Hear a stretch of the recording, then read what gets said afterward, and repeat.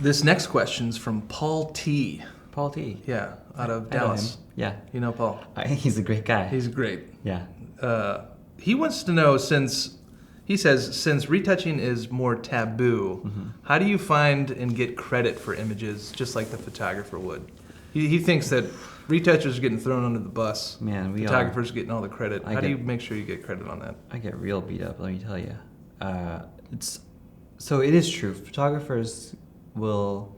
There's two camps. So it's like photographers will either happily credit you, or I feel like they're ashamed to credit retouchers, because it used to be never part of the process to credit retouchers per se, but it changed when retouching became more commonplace, when I started doing more education videos and when I started to be more open in sharing what the process was. It was very secretive before, so they never wanted to do that. And also, I felt like photographers thought that retouching was cheating. They thought that, if a photographer wasn't retouching his own images, then it was cheating. Hashtag no filter. Oh, no filter. Hashtag no filter. None at all. iPhone only hashtag.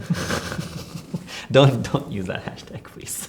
Hashtag iPhone only. I'm going to use no filter when I'm retouching everything. How do you feel about the iPhone photographers that make sure to put it in their bio? iPhone only, bro. That's kind of like when people say no retouching. There's a hashtag that says no retouching, no post-processing. And I'm like, come on, you processed it. Do you believe in that? No. Does everything need to be retouched? Yeah, it does. Everything. A little bit. Just a little bit. Just a little bit. Even if it's like a contrasting, like, all right, let me adjust the exposure in post-production.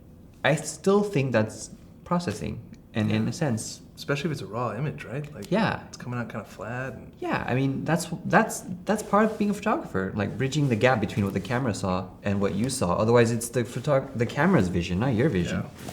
I mean, the raw image is like, it's just the ingredients for the apple pie. Yeah. It doesn't come out apple pie. Yeah, I mean, you gotta make that shit into apple unless pie. the camera's that good. You know what I mean? Yeah. But are their cameras that good? No, not yet. None. I mean, what year do you think they'll come out? I don't think they'll ever come out. Never. Because, I mean, I think our vision will always override a machine. Otherwise, we're going to be slaves to machines in the future. Oh, it's scary. What was the question? I don't know. Paul T. from Dallas. What did he ask? He says that if retouching is now taboo. Yes, the taboo. So how do you get credit for... Yes. So I basically will ask them beforehand, A, will I be getting credit for this? And B, can I share on social media? Is this something that you're open for me to share? Now, most photographers will say yes, they're happy to do so because of social media, and it just boosts the whole team up together. But before it wasn't the case. So I think it's changing. It's getting more commonplace now, but it wasn't the case. But it really helps when people like us put it out there of what the retouching process is and how much it's involved in the whole process. The budgets have also gone up because of it. Now that a lot of creative directors, agencies, and companies know the process, they aren't shocked when they see the retouching budget, which can actually be very similar to the photography budget sometimes when they realize the amount of time spent. So that question is also in relation to editorial work, or how are you getting credit on commercial work? There's no credit on commercial work, No, right? only when we share it ourselves. So Yeah. when the photographer shares it in his blog post or website, then we get credit. But So you're you right. also make sure that you can share your work, Exactly. both in your portfolio and online. Yeah, I have to make sure in both, because sometimes they'll say yes to website, no to social media. So it's a very interesting gray area. Who doesn't want their work on social media? You'd think, right? Especially with the amount of following that all of us usually have. Right?